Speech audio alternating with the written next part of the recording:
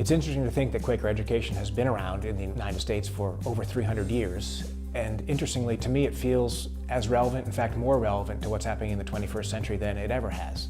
A focus on equality and tolerance and community and peace, the nonviolent resolution of conflict.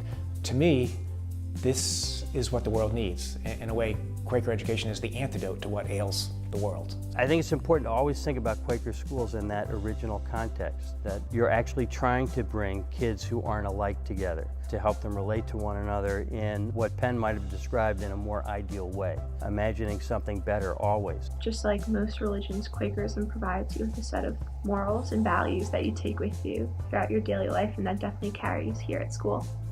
When the Michael Brown decision came out, there were a lot of students in the upper school were really upset and concerned about police violence and what's going on with African American males and police shootings and things like that.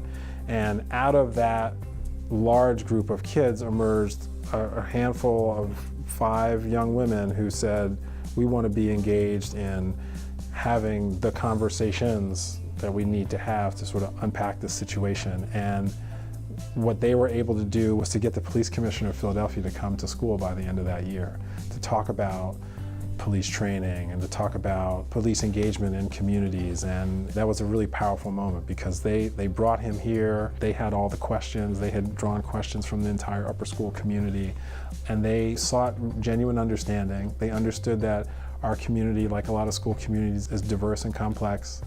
And while they wanted to honor the fact that we have families who are in the police department and those things, they also wanted to honor the fact that there was this really big concern that's been bubbling in the school and in the nation. And so their leadership of that moment was amazing. We rely on student leaders, such as our Quaker students, to provide the strong voice that we need.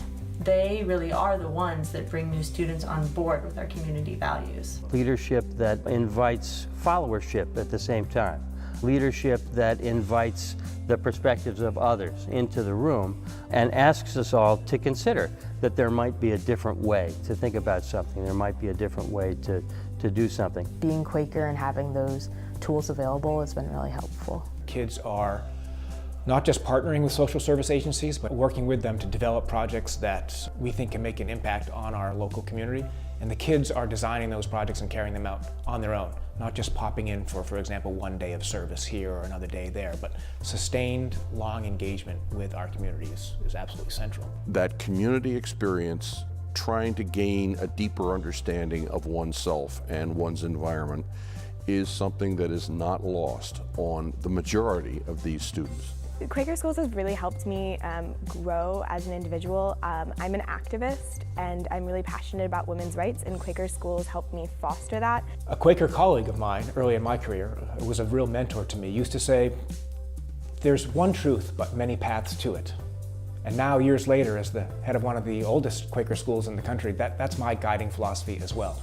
Here at Moses Brown, we have kids from a huge range of backgrounds, Quakers and non-Quakers, kids from different racial and socioeconomic and ethnic and linguistic backgrounds, and our goal is to create a program that is all-inclusive and allows them to find their own truth, whatever that may be.